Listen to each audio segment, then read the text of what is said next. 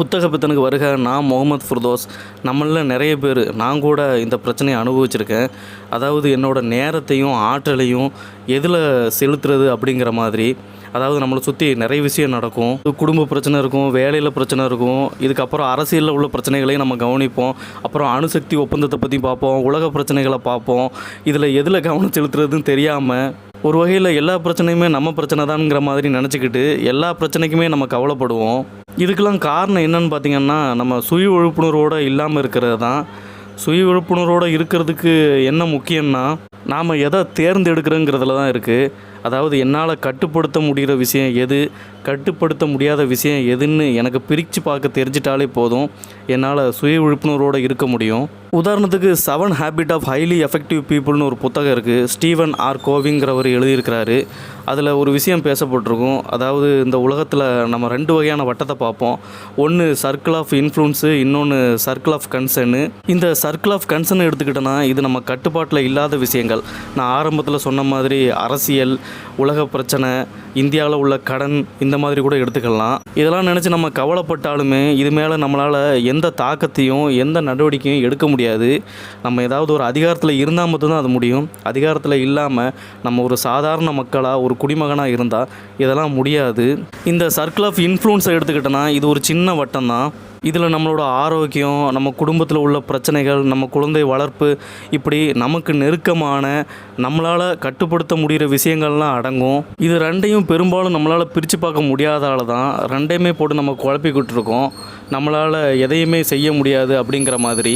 இதே மாதிரி ஒரு விஷயம் ஸ்டாயோயிசத்துலேயும் சொல்லப்பட்டிருக்கு.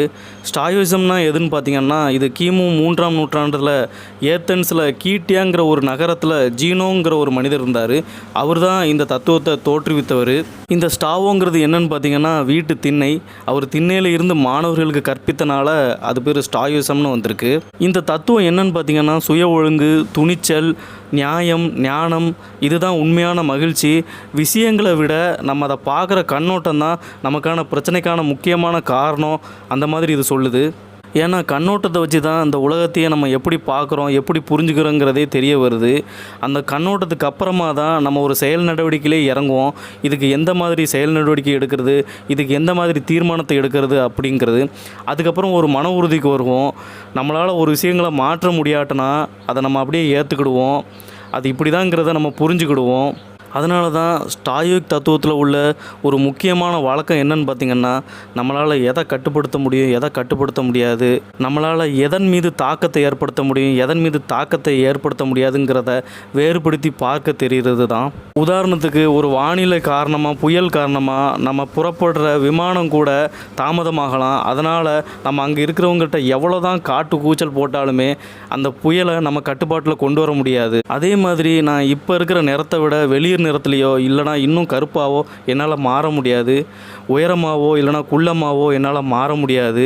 வேற ஒரு நாட்டில் என்னால் பிறக்க முடியாது. மற்றவங்க என்னை விருப்பப்படுற மாதிரி என்னால் செய்யவும் முடியாது. இந்த மாதிரி கட்டுப்பாட்டில் இல்லாத விஷயங்களை நம்ம தெரிஞ்சுக்கிட்டாலே போதும். நம்ம மற்றவங்களால் விரும்பப்படுறோமா இல்லைனா வெறுக்கப்படுறோமாங்கிறத பற்றி கூட நம்ம அக்கறைப்பட மாட்டோம். இஸ்லாம் மதத்துலேயும் கிறிஸ்துவ மதத்துலேயும் ஒரு பிரார்த்தனை இருக்குது. அது எனக்கு ரொம்ப பிடிச்ச பிரார்த்தனை. அந்த பிரார்த்தனை என்ன சொல்லுதுன்னா, கடவுளே, என்னால் மாற்ற முடியாத விஷயங்களை ஏற்றுக்கொள்வதற்கான மன அமைதியையும், என்னால் மாற்றக்கூடிய விஷயங்களை மாற்றுவதற்கான துணிச்சலையும், இவை 2ஐயும் வேறுபடுத்தி பார்ப்பதற்கான ஞானத்தையும் எனக்கு வழங்குவாயாக அப்படின்ட்டு. இதில் ஒரு சில விஷயத்தை இந்த டெய்லி ஸ்டாயோகிங்கிற புத்தகத்திலிருந்து சொல்லியிருக்கேன். இன்னும் ஒரு சில விஷயத்தை 7 ஹேபிட் ஆஃப் ஹைலி எஃபெக்டிவ் பீப்புளுங்கிற புத்தகத்திலிருந்து சொல்லியிருக்கிறேன். அவ்வளோதான் இன்றைக்கான காணொளி. வேறு ஒரு நல்ல காணொளியில் சந்திக்கிறேன். உங்களிடமிருந்து விடைபெறுகிறேன். நன்றி.